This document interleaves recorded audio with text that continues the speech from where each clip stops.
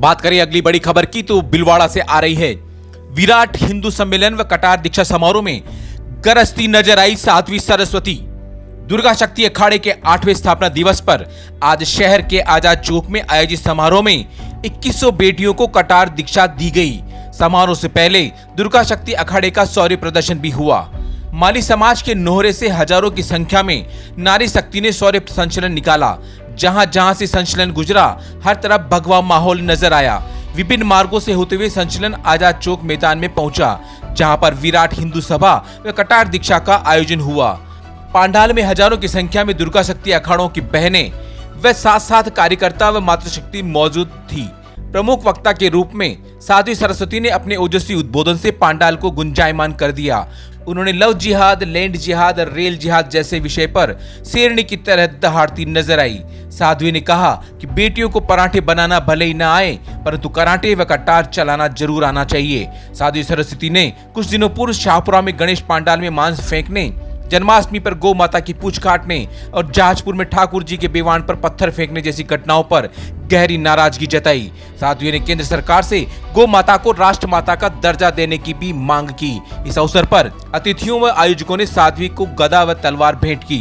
सभा में श्री निम्बार्क आश्रम महंत मोहन शरण शास्त्री, महंत बनवारी शरण काठिया बाबा, विधायक अशोक कोठारी, विश्व हिंदू परिषद प्रांत उपाध्यक्ष मिठूलाल स्वर्णकार, चित्तौड़ प्रांत उपाध्यक्ष रविंद्र जाजू, हिंदू जागरण मंच सह संयोजक सुभाष पैती सहित कई पदाधिकारी मंचासीन थे। भीलवाड़ा से ब्यूरो चीफ लोकेश तिवारी की रिपोर्ट। तो आज की जो कटार दीक्षा है, मैं तो बार बार पुनः दुर्गा शक्ति अखाड़े के सभी भाइयों को धन्यवाद और नमन करती हूँ। इतना बड़ा आयोजन किया, 2100 बहनों को कटार देने के लिए जा रहे हैं। उस कटार दीक्षा से कुछ नहीं तो कम से कम उन धर्मियों की छाती में जो सांप लौटने वाला है ना, उसका अंदाजा भी आप लगा नहीं सकते। इस भगवामय दृश्य को आपके आस पड़ोस या दूर दराज के लोग जो देख रहे होंगे, वो ये बात तो जरूर सोच रहे होंगे कि काश हमने भी अपनी कन्या को दुर्गा शक्ति अखाड़े में जाने के लिए भेजा होता। तुम्हारी बेटियां ऐसे ही नाम रोशन करती। गौ माता की रक्षा के लिए, शास्त्रों की रक्षा के लिए, अपने राष्ट्र की रक्षा के लिए, एक स्त्री के सम्मान को बचाए रखने के लिए, अपने देवी देवताओं के सम्मान हेतु और अपनी राष्ट्र की नदियों की धरोहर इत्यादि को बचाए रखने के लिए अगर शस्त्र भी उठाना पड़े तो वहां पे पाप नहीं लगता है।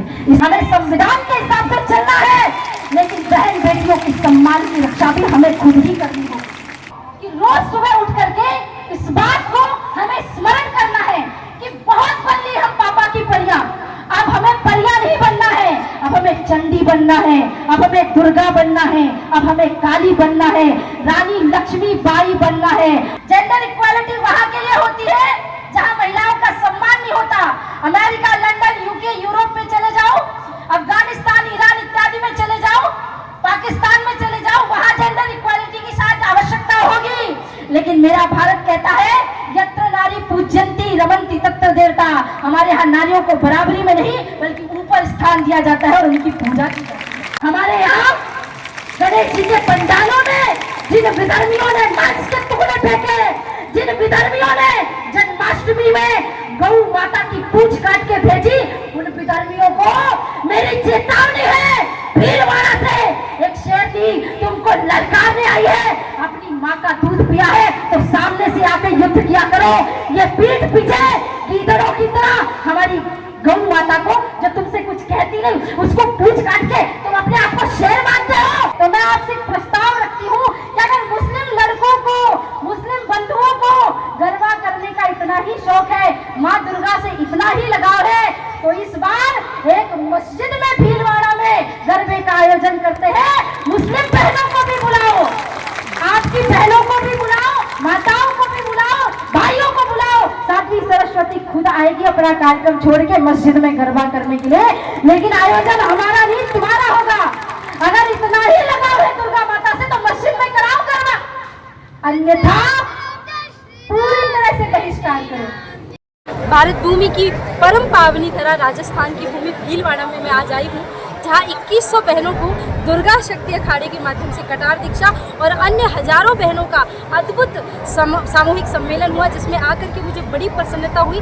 7वीं कटार दीक्षा के साथ साथ हमने बहनों को लव जिहाद से बचने के लिए, अपनी आत्मरक्षा करने के लिए और भारत भूमि में किस प्रकार से वो बढ़ चढ़ के अपने नाम, अपनी संस्कृति और अपने राष्ट्र का नाम गौरव ऊपर उठाए, इसकी हमने आज प्रेरणा दी। और पहली बार मेरे मन से इच्छा हुई कि मैं भीलवाड़ा आऊँ, कथा करूँ और इन बहनों के उस स्वरूप को दिखाऊं और ये बताऊं कि हाँ, एक बहन राधा के रूप में कृष्ण के वियोग में रो भी सकती है और रानी लक्ष्मीबाई के रूप में पापियों का पतन भी करने में सक्षम है।